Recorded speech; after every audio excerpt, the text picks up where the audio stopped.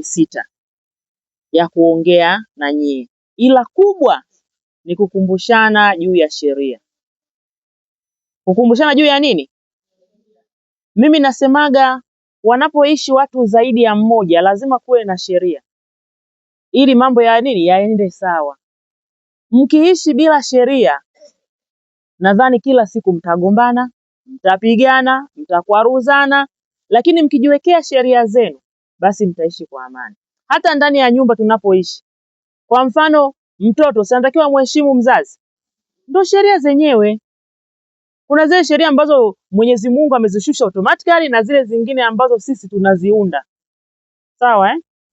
Nadhani serikali yetu ya Tanzania kuna sheria zake zinatakiwa zifuatwe, si ndio? Sasa kwa nini sisi tunapigana ovyo huko hadharani? Kwa nini tunapigana huko mitaani?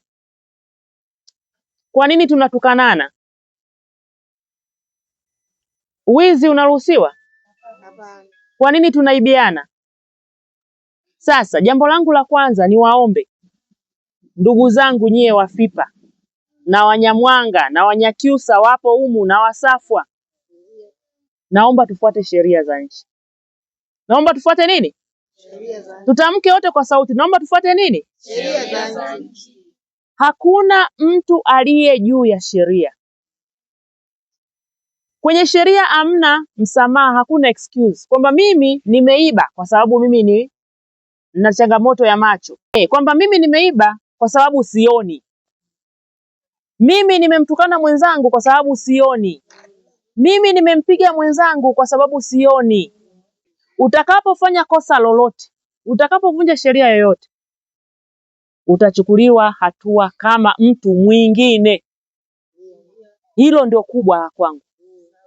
Umeiba ukapatikana, sheria itashika mkondo wake. Utashtakiwa kama mtu mwingine. Hakuna excuse eti mimi na tatizo la wasioona. Mimi sijui mguu mbovu. Mimi sijui nina changamoto hii. Naomba nisamehewe. Hakuna jamani. Hapa katikati nimesikia watu mnapigana, mnatukanana hadharani. Mtu analewa, anaanza kupiga makelele mtaani mpaka majirani wanashindwa kulala, wanashindwa kupumzisha vichwa. Mimi hivyo vitu jamani naomba nisivisikie tena.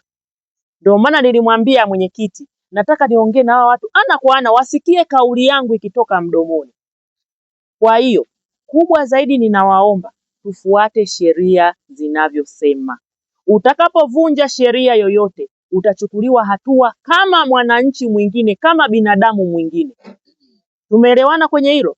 Ndio. La pili, niwaombe, niwatake tuwasomeshe watoto zetu. La pili hilo, la kwanza nilisema nini? Tufuate sheria. La pili nimesema nini? Tusomeshe nini? Watoto. La tatu, niwatake tusiwatumie watoto katika matembezi yetu au kujitafutia vipato. Huo ndio wimbo wangu wa kila siku. Watoto hatuwapeleki shuleni, tunawachukua tunazurura nao wapi? Mwanjelwa. Nilishakutana na watu wawili Mwanjelwa. Nikamuuliza kwa nini usiwatafute watu wakubwa? Hawa wadogo tuwaache wasome, watakuja kutusaidia baadaye. Jamani tumeelewana hilo? Najua hilo ni gumu kwenu. Ila naomba tujitahidi kadri ya uwezo wetu. Hawa watoto wadogo tuwaache waende shule wapate elimu, ili kizazi kijacho kiwe na watu wanaotusaidia. Mimi niwatake tuwaache tusiwatumie watoto katika huko kujitafutia. Yaani mtoto unakuta mdogo ana miaka 5, miaka 6, miaka 7. Ukule Mwanjelwa mnaingia hapa na hapa. Hapana, tuwatafute watu wazima. Sio tunakutana huko mtoto mdogo unazunguka naye, afa mtoto mdogo mwenyewe sengine anafanywa ukatili wa kijinsia huko, we uoni. Basi tuwalinde kwa kuwapeleka mashuleni. Kwa sababu kutompeleka shuleni na yenyewe ni ukatili, umemkatili huyo mtoto. Sawa wapendwa wangu? Mimi nawapenda sana ndio maana napenda tuwe tunaongea kila wakati. Na kila mwaka ndio programu yangu kuongea na nyie kwa sababu mpo kwenye kata yangu. Sawa Cha kwanza nataka nimshike mkono, nimpe nguvu mdogo wangu, mtoto wangu Mariam. Nimemletea zawadi zake za shuleni. Sawa, sikujua kama yupo, ila nitamwandalia zawadi zingine na zingine. Leo tu nimemletea madaftari pamoja na peni na soksi za shuleni. Sawa, vile vile nitake Mariam, ukipata shida yote kule shuleni, sawa? Kama kuna kamchango, kama kuna nini, naomba mimi niambiwe. Sawa jamani. Nataka Mariamu amalize shule. Amen. Darasa la 7 aende sekondari. Mzazi wake yuko wapi Mariamu? Sasa mama Mariam, nataka huyu Mariam huyu asome. Sawa na matokeo yake naomba niwe najulishwa kila mwisho wa mwaka. Kama kuna changamoto huko shuleni naomba niambiwe. Amen. Sawa? Afande Rusi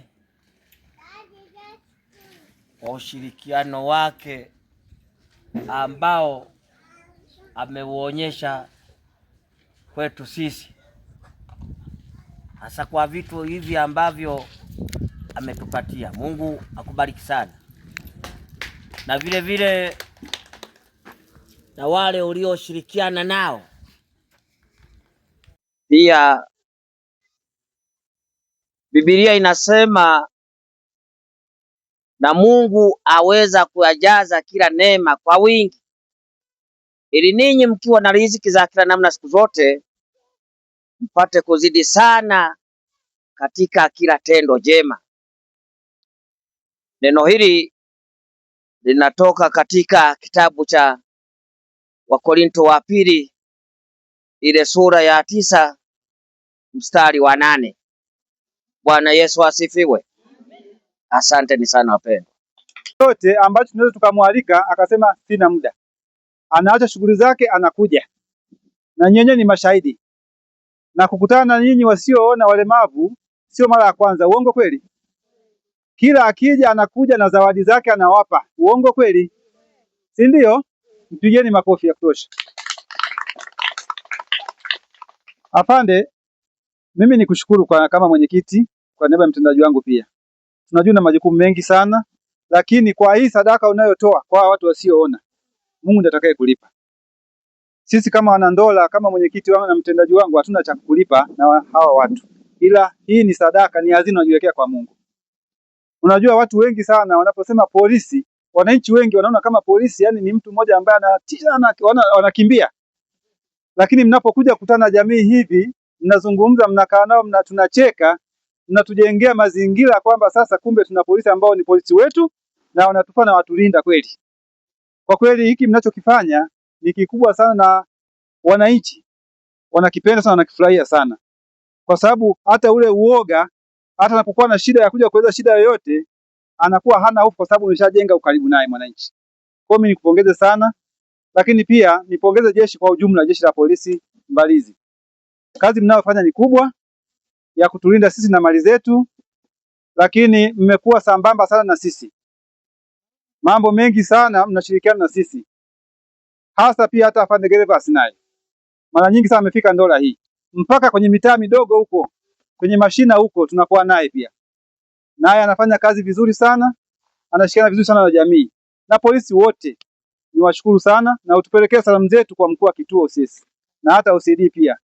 Hata OCD amewahi kuja pia kwenye kitongoji hiki kuongea na sisi, aliongea na sisi, tukaimba na nyimbo hizo tufundisha pia, tunazimba mpaka leo OCD. Kwa salamu zake zimpokeza na maua yake ayapokee. Kwa majina naitwa mkaguzi wa polisi Lucy Protas Sangu. Mimi ni polisi kata wa kata ya Nsalala.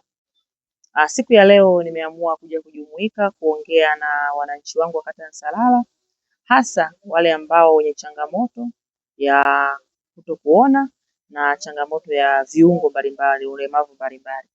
Nimeamua kuja kuongea nao, kuja kuwakumbusha tu kwamba wana wajibu wa kufuata sheria za nchi na kuasistizia kwamba hakuna mtu ambaye yuko juu ya sheria. Uwe una ulemavu, uwe una nini, unatakiwa ufuate sheria. Tendo hichi nilichokifanya leo mimi nilikiwekea program nakifanyika kila mwaka. Yaani ni kitu ambacho nimekipanga kila mwaka lazima nifanye hili tendo. Nije niwaone, nije niongee nao. Vile vile kama kuna chochote ninacho mkononi basi niweze kuwapatia.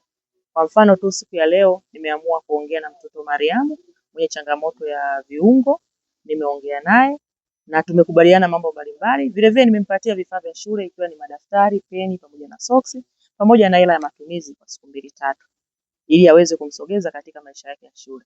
Kingine nilichoongea nao hawa watu wangu wakati ya Nsalala, hasa ambao ni changamoto ya kuona pamoja na ulemavu wa viungo, nimewaambia wawapeleke watoto mashuleni, wasiwaache watoto nyumbani au wakazunguka nao mitaani kuomba misaada hapa na pale.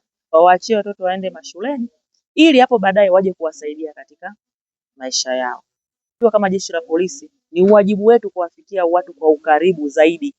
Ndio maana nimeamua kuwafuata majumbani wapi na wapi na kuongea nao. Kwa hiyo ni utaratibu tuliokuwa nao kama jeshi la polisi kuwafuata watu majumbani. Ndio maana mimi ofisi yangu ukiniuliza ipo hapa kwa mtendaji. Na haipo kule Utengule au haiko Mbalizi au haiko kwa RPC. Ofisi yangu mimi ipo kwa mtendaji na ndiko ninakoishi ili niweze kuwahudumia watu kwa uharaka zaidi.